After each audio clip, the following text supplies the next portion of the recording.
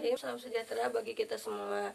Saya Salma dengan NPM 101203886 kelas 3 Prodi S1 Manajemen di Digitek University. Di sini saya akan memaparkan materi yang berjudul Keutamaan Sedikit Angan-angan, yaitu salah satu materi dari mata kuliah Pendidikan Agama Islam 6 dengan dosen pengampu Bapak Muhammad Suryaman.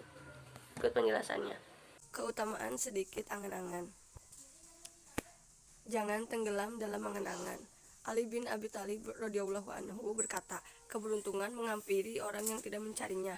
Tamak menjadikan sesuatu yang sulit dipenuhi. Angan-angan membuat buta orang-orang cerdik, dan siapa yang panjang angan-angan pasti menuai amal yang buruk.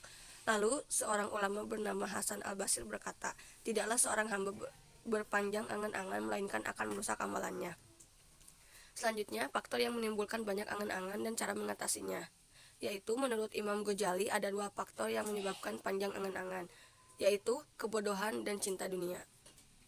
Oleh karenanya, cara terbaik untuk mengatasi berangan-angan adalah mencegah penyebabnya, yaitu menyadari kematian akan datang kapan saja ia datang menghampiri, dan mencegah diri untuk tidak berlebihan mencintai dunia. Rasulullah SAW pun bersabda, cintailah sesuatu yang kamu cintai, tetapi kamu harus ingat bahwa kamu pasti akan berpisah dengannya. Melalui sabda ini, Rasulullah menginginkan umatnya agar meyakini bahwa benar harta dan anak-anak yang kita miliki dan kumpulkan selama di dunia takkan pernah kekal. Ia akan pergi meninggalkan, begitupun ruh meninggalkan jasadnya. Berbuat baik dan senantiasa menyiapkan bekal menghadapi kematian yang akan mendatangi kita kapan saja adalah salah satu cara menghindari diri dari pedihnya kematian yang buruk, atau yaitu husnul khotimah. Wallahu alam. Selanjutnya, mengetahui bahwa berkaitan dengan angan-angan ini dalam menghadapinya, manusia yang memiliki berbagi kepada beberapa tingkatan, yaitu satu, antara mereka ada yang berharap dalam hidup abadi di dunia dan menikmatinya untuk selama-lamanya. Allah berfirman dalam surat Al-Baqarah ayat 96, yaitu masing-masing mereka ingin diberi umur 1000 tahun. Yang kedua, ada juga orang yang berharap agar dapat hidup sampai lanjut usia semaksimal mungkin.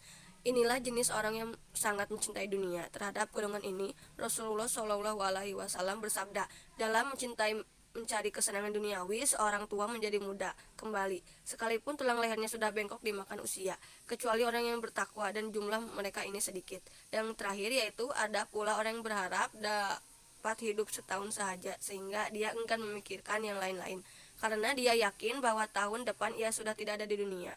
Pada musim panas, ia selalu dalam keadaan siap siaga menghadapi musim dingin, dan begitu juga sebaiknya. Dan jika sudah berhasil mengumpulkan bekalan keperluan hidupnya untuk selama waktu setahun, lalu ia hanya tumpahkan untuk beribadah, habul minallah, yaitu saja.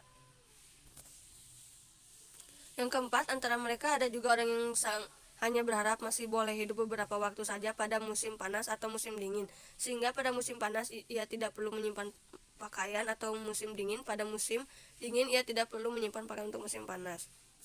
Yang kelima, ada juga golongan yang hanya berharap untuk dapat hidup sehari semalam saja. Orang seperti ini hanya menyiapkan diri untuk waktu sehari saja, bukan untuk esoknya. Yang keenam, ada juga orang yang mengira usianya tidak lebih dari 1 jam saja, sebagaimana yang disabdakan Rasulullah, yaitu, wahai Abdullah, jika kamu berada pada waktu pagi hari, jangan kamu berpikir tentang waktu petang hari, dan jika kamu berada pada waktu petang hari, jangan kamu berpikir tentang waktu pagi hari. Yang ketujuh, antara mereka ada pula yang merasa yakin bahwa usianya hanya tinggal satu saja, seperti mana Rasulullah SAW melakukan tayamum meskipun baginda mampu mendapatkan air tidak lama lagi. Sabda baginda yaitu, boleh saja aku tidak sempat mendapatkan nantinya. Yang kedelapan, antara mereka ada juga orang yang merasakan kematian sudah berada di depan matanya, bahkan seolah-olah kematian sedang menghampirinya, sehingga ia hanya tinggal menunggu saja. Orang seperti inilah yang selalu melakukan sholat seakan-akan itu sholat terakhir baginya. Selanjutnya, segera beramal kebajikan dan peringatan bagi yang menunda. Seorang meriwayatkan, setelah kematian Jurairah bin Abu Aufa, aku bermimpi melihatnya. Aku bertanya, amal apakah yang paling berharga di sisimu? Lalu ia menjawab, tawakal dan tidak banyak berangan-angan. Sesungguhnya penyesalan yang dialami oleh kebanyakan manusia merugi dan bangkrut di akhirat kelak tidak lain dan tidak bukan adalah karena menunda-nunda dalam beramal, sehingga orang yang menunda-nunda beramal akan kehilangan kesempatan untuk beramal soleh. Sebagaimana kebanyakan orang ketika diajak untuk segera bertaubat atas dosa-dosa yang telah diperbuat dan diajak untuk segera beramal soleh, mereka akan berkata, mumpung masih muda, kita gunakan untuk berpoya-poya dan bergembira ria, untuk taubat dan amal soleh nanti saja ketika sudah tua. Sekian pemaparan materi dari saya. Mohon maaf bila ada kesalahan. Wassalamualaikum warahmatullahi wabarakatuh. Terima kasih.